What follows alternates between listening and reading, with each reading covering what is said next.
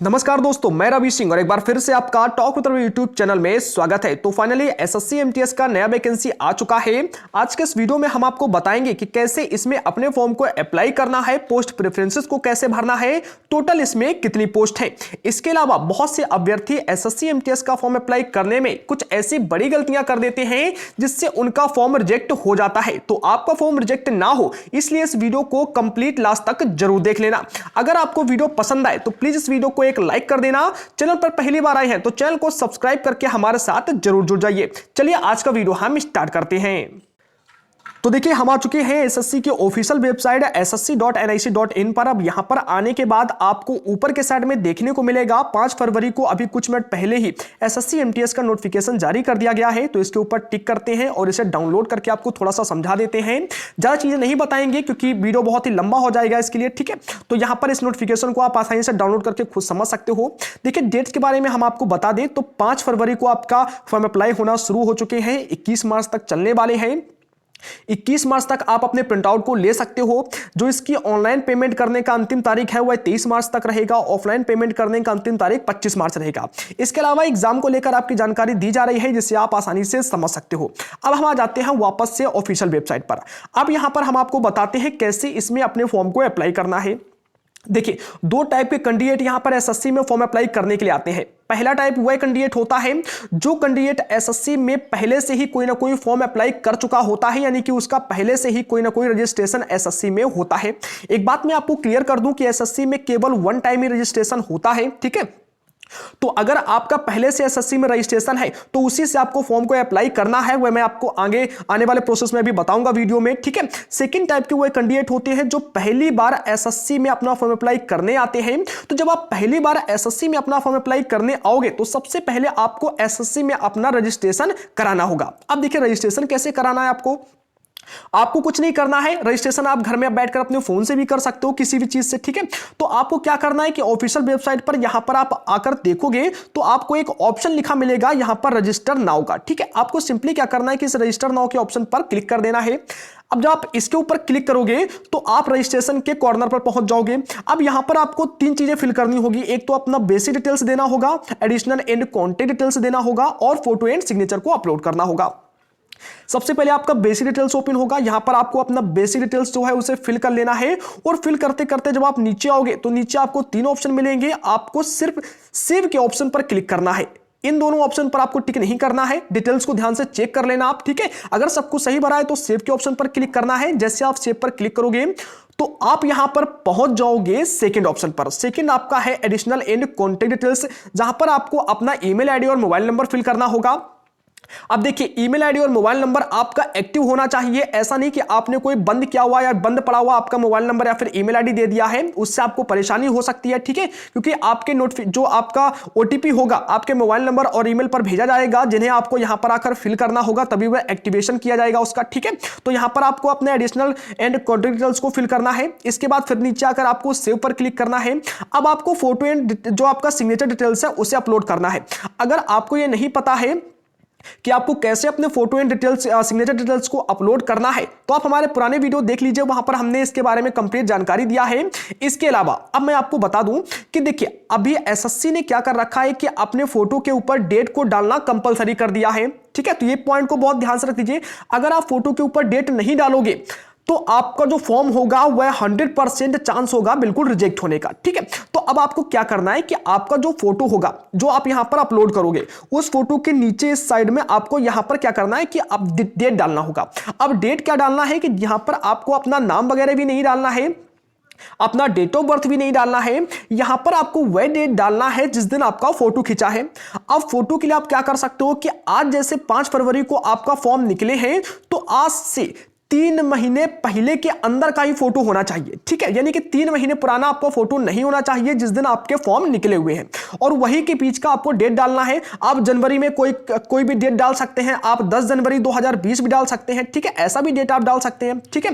तो आप इस प्रकार से अपनी फोटो को यहां पर सबमिट कर सकते हैं। सिग्नेचर को आराम से सबमिट कर दीजिएगा। छोटा सिग्नेचर बिल्कुल भी मत सबमिट कीजिए। जो यहां पर दिया जाए 50 KB के सॉरी 20 से और 50 केबी के बीच का आपका फोटो होता है, और आई थिंक यहां पर आपका 20 केबी या फिर 10 या 20 केबी के बीच का आपका सिग्नेचर होता है। आसानी से आराम से अपलोड कीजिएगा, क्योंकि जो फॉर्म आपके रिजेक्ट होते हैं वो फोटो एंड सिग्नेचर के कारण ही बहुत ज्यादा फॉर्म रिजेक्ट कर दिए जाते हैं।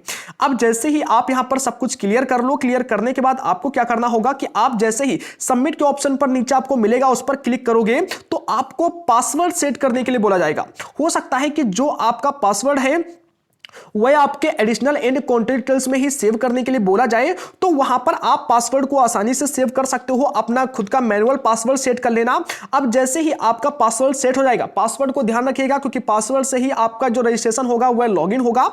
अब इसके बाद उसका कुछ क्राइटेरिया दिया गया है, पासवर्ड को कैसे सेट करना है उससे आप देख लीजिएगा। अगर समझना है तो आप हमें कमेंट कीजिए, हम आपको बता देंगे। अब जैसे आप इसे फाइनल सबमिट करोगे तो फाइनल सबमिट करने के बाद आपके पास दो चीजें होगी। पहला तो आपको एक रजिस्ट्रेशन नंबर मिल जाएगा, ठीक है। रजिस्ट्रेशन नंबर आपके ईमेल एंड जो आपका मोबाइल नंबर आप डालोगे उसके मैसेंजर बॉक्स में सेंड कर दिया जाएगा। दूसरा आपके पास पासवर्ड होगा। अब जब ये दो चीजें आपके पास हो तो वापस से आपको क्या करना है कि बैक आ जाना है। बैक आने के बाद अब जरा यहां पर आपको रुकना है, क्योंकि अब मैं बताने वाला हूं पहले टाइप के कैंडिडेट के बारे में, जो कैंडिडेट पहले से ही अपना रजिस्ट्रेशन करके बैठे, ठीक है। तो देखिए, चलिए मैं आपको एक बात बता दूं, दोनों टाइप के कैंडिडेट अब आपको क्या करना है कि अब आपको अपने प्रोफाइल को लॉगिन करना होगा। अगर आपने पहले से रजिस्ट्रेशन करके रखा है या फिर अगर आपने अभी अपना रजिस्ट्रेशन किया है, तो अब आपको क्या करना है कि आपको लॉगिन करना होगा।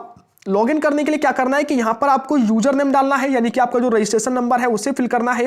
यहां पर आपको अपना पासवर्ड फिल करना है जो आपने सेट किया हुआ है या फिर जो आपका पहले से ही है। यहां पर आपको एक कैप्चा दिया गया होगा, उसे यहां फिल करके आपको लॉगिन कर लेना है। तो चलिए एक डिटेल्स को फिल करके यहां पर लॉगिन करके मैं आपको दिखा देता हूं। अब देखिए, जैसे आप अपनी प्रोफाइल को लॉगिन करोगे तो लॉगिन करने के बाद यहां पर आपको आपका नाम दिखाई देगा, ठीक है। चेंज पासवर्ड करने का ऑप्शन होगा, लॉग आउट का ऑप्शन होगा। तो नाम आप कंफर्म कर लीजिए कि आपका ही प्रोफाइल लॉगिन हुआ है। अब देखिए, जैसे आप नीचे आओगे तो यहां पर सबसे ऊपर आपको मल्टीटास्किंग नॉन टेक्निकल यानी कि एमटीएस का पूरा यहां पर बायोग्राफी आपको देखने को मिल जाएगी। नीचे कुछ आपको ऑप्शन दिए जा रहे हैं, ठीक है। उससे पहले अब जरा मैं बात कर लेता हूं उस कैंडिडेट के बारे में जो पहले से ही एसएससी में रजिस्ट्रेशन करके बैठा है। तो देखिए दोस्त, आपको क्या करना होगा कि आप सबसे पहले एक बार यह कंफर्म कर लीजिए कि आपके रजिस्ट्रेशन करने के टाइम पर आपने रजिस्ट्रेशन में कोई गलती तो नहीं किया है। अगर आपने रजिस्ट्रेशन करते टाइम कोई गलती कर दिया है तो फॉर्म अप्लाई करने से पहले आपको अपने रजिस्ट्रेशन को एक बार मॉडिफाई करके उसमें सही डिटेल्स को फिल करना होगा। आप ऊपर देखोगे कि यहां पर आपको एक ऑप्शन मिलेगा मॉडिफाई रजिस्ट्रेशन। तो अब क्या करना है कि अगर आपको पता है कि आपके रजिस्ट्रेशन में कोई गलती है तो सबसे पहले आपको मॉडिफाई रजिस्ट्रेशन पर क्लिक करना होगा, क्लिक करना होगा। क्लिक करने के बाद अपने रजिस्ट्रेशन को करेक्शन कर लेना जो भी गलती हो और सेव कर देना। उसके बाद वापस से आकर आपको यहां पर लॉगिन करना होगा और तब आप अपना जो एसएससी एमटीएस का फॉर्म है उसे अप्लाई करना है। अब अगर आप कंफर्म हो कि आपके रजिस्ट्रेशन में कोई गलती नहीं है तो सिंपली आपको क्या करना है कि आपको यहां पर आना है। आपको पहले जो नोटिफिकेशन है एसएससी एमटीएस का दिया गया है, ठीक है, वहां पर आकर आपको यहां पर एक अप्लाई का ऑप्शन मिलेगा। आपको सिंपली क्या करना है कि इस अप्लाई के ऑप्शन पर क्लिक कर देना है।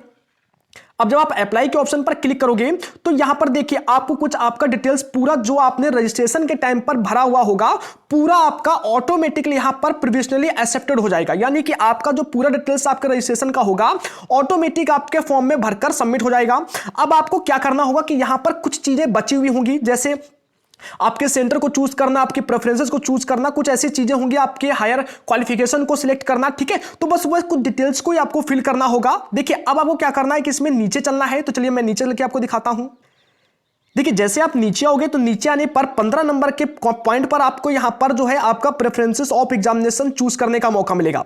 3 सेंटर को आपको चूज करना है जो आप एग्जाम देने के टाइम पर जाने वाले हो, यानी कि जो भी आप 3 सेंटर यहां पर चूज करोगे उन 3 जगह पर ही आपको यहां पर एग्जाम देने का मौका मिलेगा। हालांकि पहला और दूसरे पर जो आप चूज करोगे उनके मिलने के चांस आपके लगभग 95% होते हैं, ठीक है।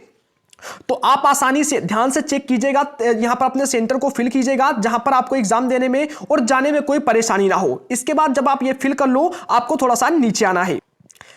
देखिए अब आप जैसे ही नीचे आओगे तो हो सकता है कि बीच में एक दो चीजें आपको सिलेक्ट करवाने के लिए बोली जाएं, उन्हें आप ध्यान से पढ़कर सिलेक्ट कर लीजिएगा। हालांकि ज्यादा चीजें आपको देखने को नहीं मिलेगी। अब जैसे आप 18 नंबर 19 नंबर पॉइंट पर आओगे तो यहां पर आपको प्रेफरेंसेस ऑफ स्टेट देखने को मिलेगा, यानी कि कहां पर आप सिलेक्शन लेना चाहते हो, ठीक है।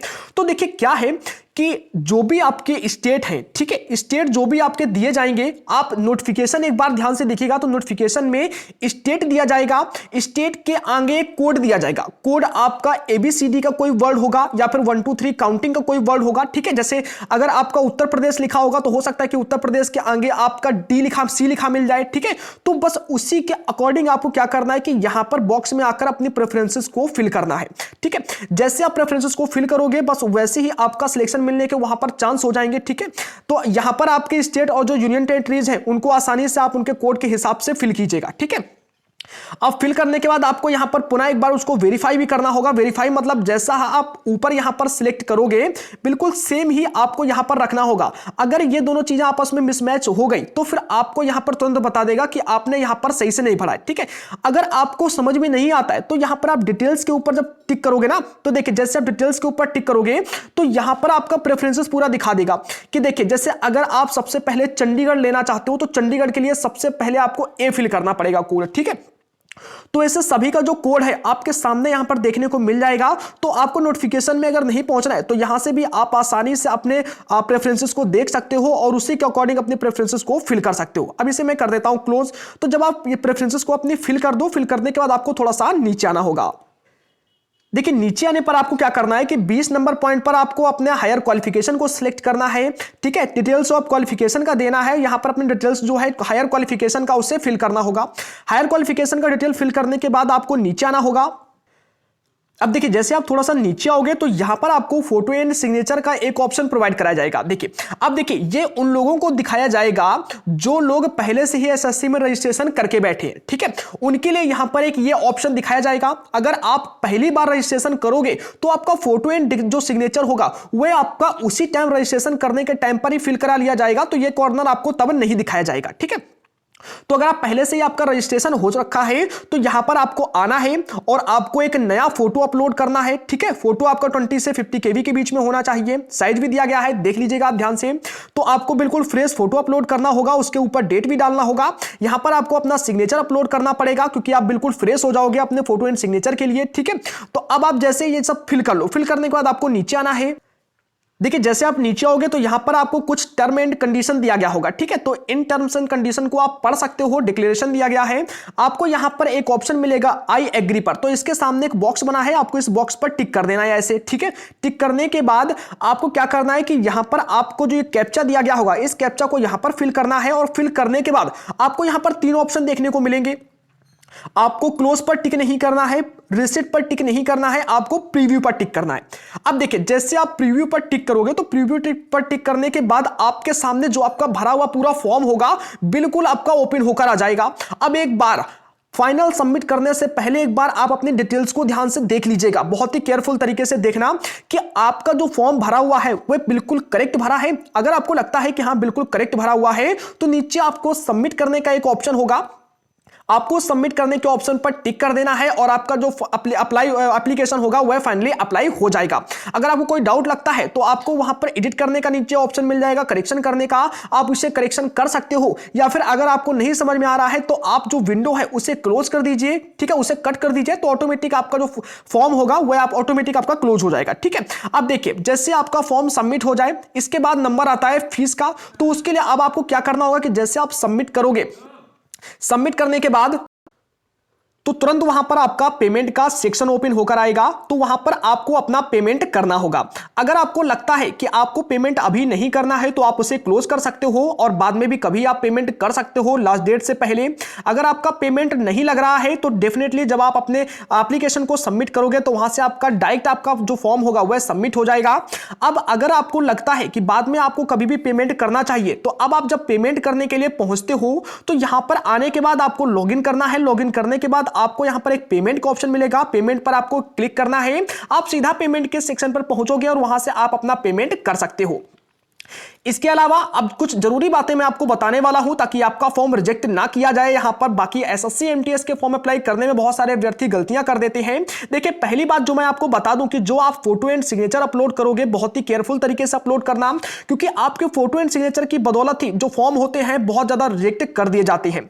इसके अलावा मैं आपको बता दूं कि एसएससी एमटीएस में अलग अलग रजिस्ट्रेशन से आपको दो बार फॉर्म को अप्लाई नहीं करना है, क्योंकि अगर आप दो फॉर्म एसएससी एमटीएस में आपके पहुंच जाएंगे, ठीक है, आप कितना भी चेंजेस कर लो, लेकिन अगर आपके दो फॉर्म एसएससी एमटीएस में पहुंचेंगे तो डेफिनेटली आपके दोनों फॉर्म रिजेक्ट होंगे डुप्लीकेट एप्लीकेशन की वजह से। ठीक है, इस बात को ध्यान रखना। फोटो के ऊपर डेट वगैरह डालना, सिग्नेचर को अच्छी तरीके से अपलोड करना कंपलसरी है यहां पर।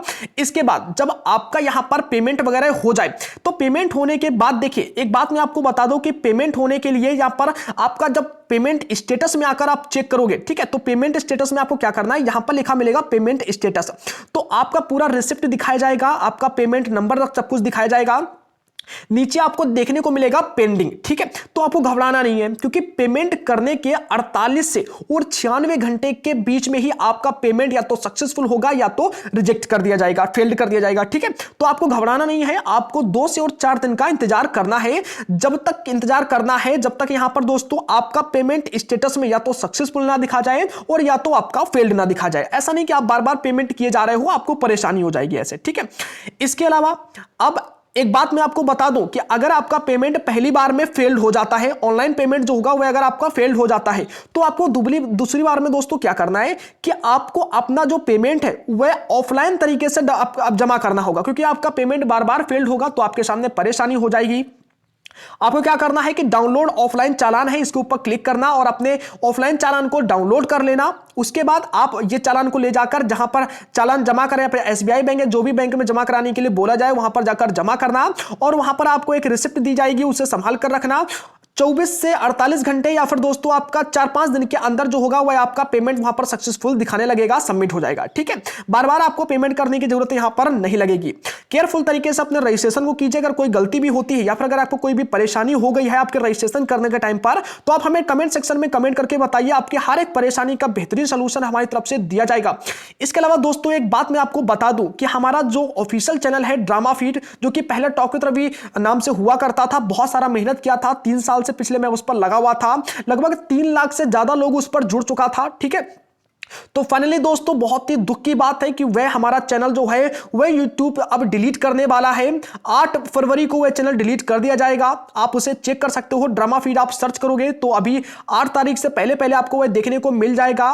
दोस्तों बहुत ही बड़ी तकलीफ है, लेकिन मैं आप सभी के भरोसे हूं, तो आप सभी को मेरा सपोर्ट करना पड़ेगा। यहां पर मैं छोटा यूट्यूबर हूं, इसलिए आज किसी ने मेरा मदद नहीं किया। इतना मेहनत करने के बाद, पिछले 3 साल से मेहनत करने के बाद भी आज मेरा कोई मदद करने के लिए तैयार नहीं हुआ, लेकिन मुझे आप पर भरोसा है, क्योंकि आप चाहो तो सबसे ज्यादा मेरी मदद कर सकते हो। तो जो भी होगा प्लीज वीडियो को ज्यादा शेयर कर दीजिएगा। ठीक है, और बाकी दोस्तों आपको ऐसी इंफॉर्मेशन मिलती रहेगी, प्लीज चैनल को सब्सक्राइब जरूर कर लीजिए, वीडियो को शेयर करते रहें। अगर नया चैनल एक बनाया जाएगा तो उसके बारे में भी आपको कंप्लीट जानकारी बताई जाएगी। दोस्तों थैंक यू सो मच। जय हिंद, जय भारत।